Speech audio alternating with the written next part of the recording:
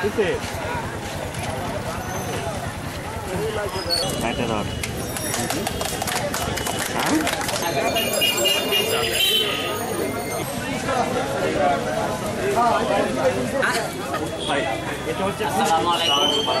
আপনার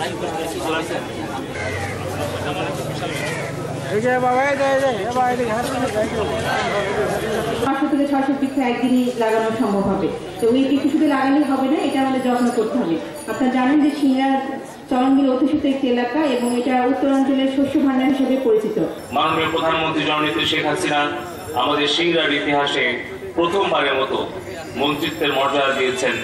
দলমত নির্বিশেষে উনি যখন 10 টাকা অ্যাকাউন্ট খোলার জন্য বলেছেন, সারা বাংলাদেশে 2 কোটি, আমার সিংড়া উপজেলায় 59,000, 2,500, 3,000 এই টাকাগুলো যারা নৌকায় ভোট দিচ্ছে তারা পাইছে